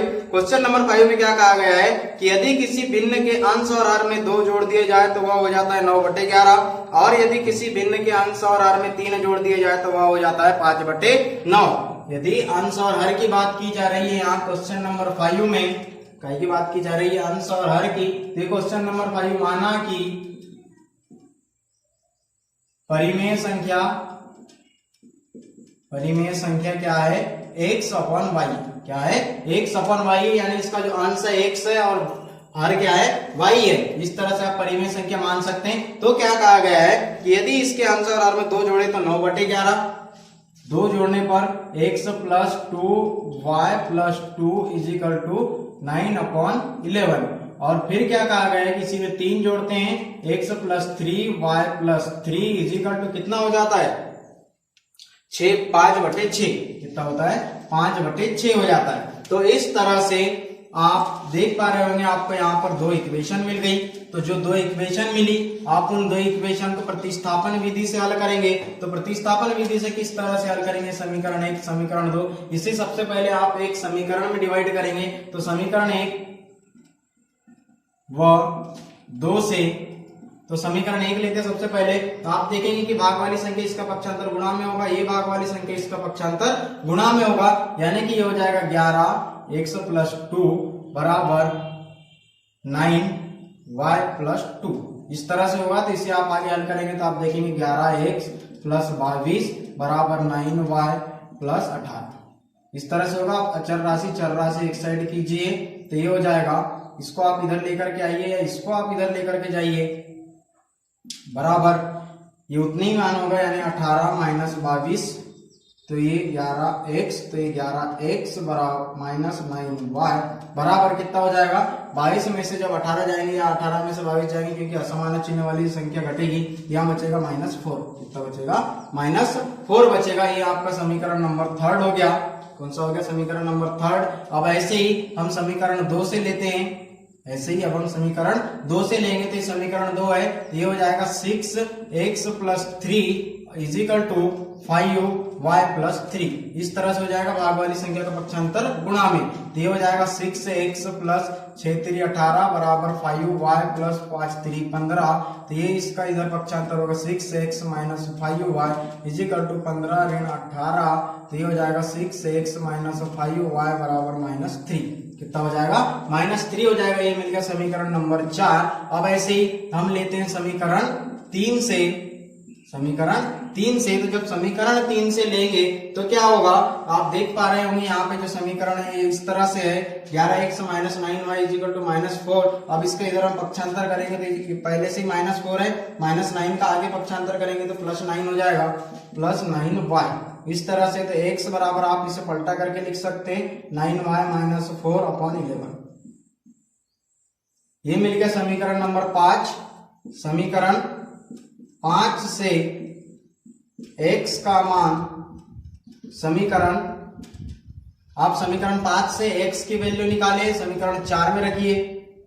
समीकरण 4 में रखने पर, तो समीकरण 4 में आप रखेंगे तो देखते हैं क्या मिलेगा। यहाँ x की वैल्यू रखेंगे 6 9y - 4/11 -5y = -3। तो ये क्या हो जाएगा, ये 11 6 से कटता नहीं है तो इसका अंदर गुणा होगा। तो 9 छक 54, यानी कि 54। आप यहाँ हल करेंगे 54 - 6 24/11 -5y = -3। इसके बाद फिर आप इससे आगे हल करेंगे तो किस तरह से हल करेंगे, तो आप यहाँ देख पा रहे होंगे कि ये क्या है, एक परिमेय संख्या के रूप में इसे आप आगे हल करेंगे। तो ये किस तरह से हल होगा, यहाँ पे 11 क्या होगा, इसका लघुत्तम होगा। और जब 11 आप लघुत्तम निकाले तो 54 - 24 y होगा यहाँ, क्योंकि 9 के पास y है तो यहाँ भी y लगेगा। तो y - 24, फिर 24 हो गया। फिर आप क्या करते हैं कि ये जो 11 से यहाँ पे इसके नीचे क्या होगी, 1 होगी। तो 11 1 11 और 11 5 55 y बराबर -3। 55y बराबर -3। अब यहाँ लिख सकते हैं आप 54y minus 24 minus 55y is equal to 11×3=33 भाग वाली संख्या का पक्षांतर गुणा में। अब क्या करते हैं, y से यहाँ क्या है, y है 54 है, ये 55 है, कितना है 54 है और ये 55 है, तो इसका आप जब घटाएंगे तो यहाँ कितना बचेगा 1, 54 माइनस 5 1 बचेगा, यानी y बराबर -33 प्लस 24। तो y बराबर क्या आ जाएगा, आप जब इसमें से इसको घटाएंगे तो 13 में से 7 और 4 13, सॉरी 9 और 4 13 होता है, तो यहाँ पे 13 एक दही उधर ली 13, यहाँ से आप घटाएंगे तो यहाँ कितना बचेगा 9 बचेगा, और यहाँ बचा 2 2 में से 2 गए तो यहाँ कितना बच गया 0, और सामने बड़ी संख्या का चिन्ह लगेगा, यानी काय का चिन्ह लगेगा, माइनस का चिन्ह लगेगा, काय का चिन्ह लगेगा, माइनस का चिन्ह लगेगा, यानी y बराबर आपने क्या लेकर के आ गया, y बराबर -9, y बराबर -9 लेकर के आ गए। अब ऐसे ही हम y का मान समीकरण 5 में रखते हैं, समीकरण 5 में रखते हैं, तो यहां हम y का मान रखेंगे तो x का मान मिलेगा, x बराबर 9 माइनस 9 इंटू -9 है -4/11 9 9 81, ये माइनस है, ये -4 क्या हो जाएगा -4/11, तो ये कितना हो जाएगा, अब आप देख पा रहे होंगे ये कितना हो गया 9 9 81, यहाँ 4 जुड़ेंगे तो क्या हो जाएगा 85, कितना हो जाएगा 85/11, यानी x की वैल्यू क्या हो जाएगी आपके पास यहाँ पे 85/11, कितनी हो जाएगी -85/11 हो जाएगी, x की वैल्यू -85/11। क्या ये कटेगी संख्या किसी से, जी बिल्कुल नहीं कटेगी, ये संख्या कटेगी क्या किसी से नहीं कटेगी, यानी हम जो y की वैल्यू है कुछ इसी तरह से निकल के आएगी, कितनी आएगी, y की वैल्यू 9 और x की वैल्यू क्या आएगी -85/11 आएगी, कितनी आएगी 85/11 आएगी। यहाँ पर आप y की वैल्यू रखें 9 9 9 81 -4, तो यहाँ से 81 में से 4 जाएंगे तो कितना बचेगा, सॉरी यहाँ 77 आएगा, यहाँ 77 आएगा, ये हो जाएगा 81 -4, यहाँ बचेगा 77, और जब यहाँ 77 बचेगा तो 11 7 77, यानी x बराबर कितना आएगा 7 आएगा। इस तरह से बाय मिस्टेक यहाँ पर जो आंसर्स थे कुछ इस तरह से गड़बड़ हो रहे थे, 81 में से 4 घटता और 81 में से 4 घटेगा तो कितना आएगा माइनस नहीं आएगा, प्लस में आएगा 7, कितना आएगा 7 आएगा। और ये कहां से हुआ, यहाँ पर आप देख पा रहे होंगे ये जो बड़ी संख्या है इसके सामने का चिन्ह क्या लगाया था हमने माइनस, और यहाँ पे जब ये बड़ी संख्या है इसमें से घटाए तो यहाँ पे जब असमान चिन्ह वाली संख्या इससे घटाते हैं सामने माइनस लगेगा, और ये माइनस है और इस माइनस से माइनस कटेगा, यानी कि y बराबर सिर्फ और सिर्फ 9 आएगा। इस माइनस यहाँ पे हमारा क्या था, माइनस हमने नहीं लगाए थे। तो ये है x और y की वैल्यू आपने क्वेश्चन नंबर 5 में निकाला, x और y की वैल्यू, x की वैल्यू कितनी निकाली 7 और y की वैल्यू क्या निकाली 9 निकाली, यानी कि जो परिमेय संख्या रही होगी जिस संख्या के ऊपर में उन्होंने 2 और 3 अंश और हर में जोड़ा रहा होगा तो वह परिमेय संख्या क्या हो जाएगी। अब आप यहाँ लिख सकते हैं x और y, यानी x y के मान निकाल लीजिए 7/9, वह परिमेय संख्या क्या रही होगी 7/9 रही होगी, यानी कि उस परिमेय संख्या में आप 2 जोड़ेंगे और 3 जोड़ेंगे तो आपको 9/11 बराबर, और 3 जोड़ेंगे तो 5/6 प्राप्त होगा। अब ऐसे ही हम देखते हैं क्वेश्चन नंबर 6, कौन सा क्वेश्चन देखते हैं, क्वेश्चन नंबर 6 देखते हैं। तो क्वेश्चन नंबर 6 क्या है, क्वेश्चन नंबर 6 है 5 वर्ष बाद जैकब की आयु उसकी पुत्री की आयु की 3 गुनी होगी। 5 वर्ष बाद जैकब की आयु उसकी पुत्री की आयु की 3 गुनी होगी। फिर क्या कहता है 5 वर्ष पूर्व, यानी अब हो गया 5 वर्ष पूर्व जैकब की आयु उसकी पुत्री की आयु की 7 गुनी थी। जैकब की आयु उसकी पुत्री की आयु की 7 गुनी थी, तो हमें बताना है कि उनकी वर्तमान आयु क्या होगी। हमें बताना है कि उनकी वर्तमान आयु क्या होगी। यहां मान लेते हैं, माना कि जैकब की आयु क्या है x है और पुत्री की आयु क्या हो जाएगी फिर y हो जाएगी। जैकब की आयु x और पुत्री की आयु y हो जाएगी। और उसमें पहली कंडीशन क्या बोला है कि 5 वर्ष पहले उसकी आयु 3 गुनी थी। 5 वर्ष पहले यानी कि x plus 5 is equal to y plus 5 कितनी गुनी थी 3 गुनी थी। फिर क्या बोलता है 5 वर्ष पहले, ये 5 वर्ष बाद, अब ये 5 वर्ष पहले की बात कर रहा है। अगले इक्वेशन में कहता है कि 5 वर्ष पहले उसकी पुत्री की आयु उससे 7 गुनी थी। कितनी गुनी थी? 7 गुनी थी, यानी y - 5 × 7 हो जाएगा। तो आप हम इसे इन्हें हल करेंगे, तो इन्हें जब आगे हल करेंगे तो हमें किस तरह की इक्वेशन प्राप्त होगी, आइए देखते हैं। सबसे पहले ऊपर की इक्वेशन को हल करते हैं, तो ये हो जाएगा x + 5u = 3y + 15, 3y + 15, फिर इसका इधर पक्षांतर होगा x - 3y = 15 ऋण 5, तो x - 3y बराबर हो जाएगा 10। ये समीकरण इसे 1 मान लीजिए। अब ऐसे ही इसे अगला समीकरण के लिए हल कीजिए, या इसे आप 3 मान लीजिए। यदि आप इसे 3 मानेंगे तो समीकरण 1 हो जाएगा, ये समीकरण 2 हो जाएगा। तो यहाँ पर आप समीकरण 2 को हल करेंगे, तो समीकरण 2 को हल करेंगे तो क्या होगा, x - 5 = 7y - 35u, 7y - 35 यानी x - 7y = आप इसका इधर पक्षांतर करेंगे तो -35 - 5 - 5 होगा।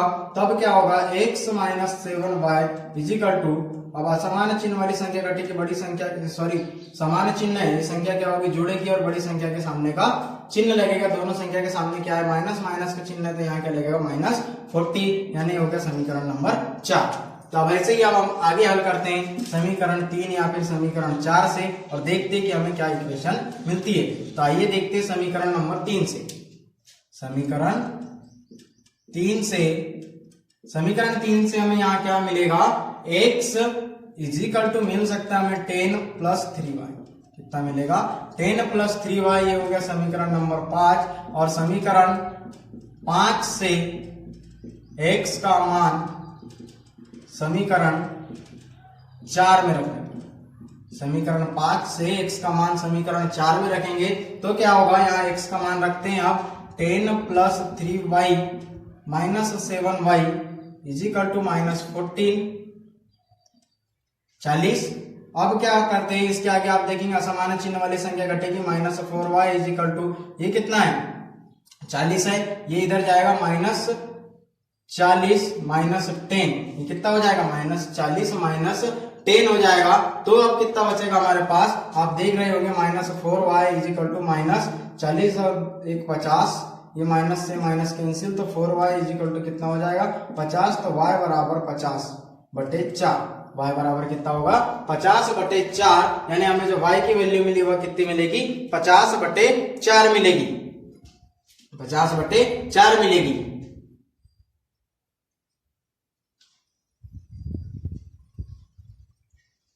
क्या कहीं बाय मिस्टेक हुआ है, यहां आप देख सकते हैं 15, इसका इधर पक्षांतर हुआ 10, और इससे हमने वैल्यू निकाली x = क्या निकाला, 10 माइनस इधर पक्षांतर को +3y में। फिर उसके बाद हमने ये क्या माना, इसको समीकरण नंबर 5। फिर समीकरण 5 की वैल्यू हमने कहाँ रखी, यहाँ पर रखी, यानी कि समीकरण नंबर 4 में रखी, यानी इस समीकरण में रखी।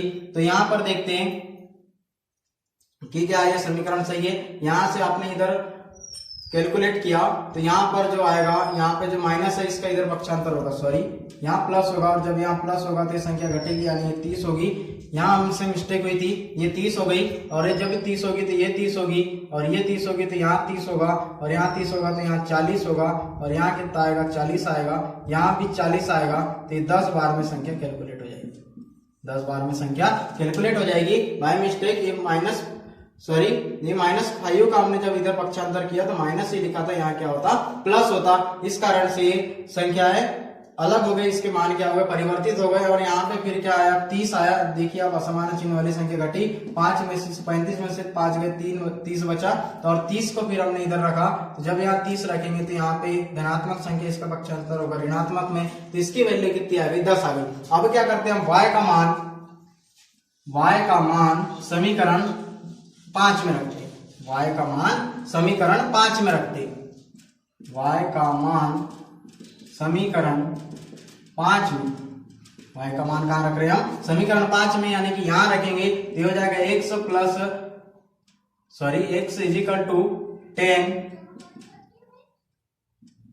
+ 3, y का मान कितना निकाले हमने, 10, तो ये हो जाएगा x + 10 = 30 और 30 और 10 हो जाएगा 40। कितना हो जाएगा? 40 हो जाएगा। तब आप यहाँ लिख सकते हैं जैकब की आयु क्या हो जाएगी? जैकब की आयु हमने माना था 10, तो ये कितनी हो जाएगी? जैकब की आयु कितनी हो जाएगी? यहाँ पे 10 वर्ष और उसकी पुत्री की आयु कितनी हो जाएगी? पुत्री की आयु कितनी हो जाएगी? 40 वर्ष। आप देख सकते हैं इसमें आपको इस तरह से कुछ गुणा का चिन्ह मिलेंगे। तो ये थे प्रश्नावली के कुछ क्वेश्चंस। तो इसी प्रकार आप हमारे साथ, आज हमने पढ़े प्रतिस्थापन विधि, इसके आगे हम पढ़ेंगे विलोपन विधि और वज्रघूर्ण विधि। उन विधियों को पढ़ने के लिए आप हमारे यूट्यूब चैनल को सब्सक्राइब कीजिए, वीडियोस को लाइक कीजिए और साथ ही साथ बेल आइकन को दबाना न भूले, ताकि जैसे ही हमारी क्लासेस अपडेट हो आपको सबसे पहले पता चले, और अपने दोस्तों के साथ शेयर करना न भूले। Thank you, thanks for watching, have a nice day.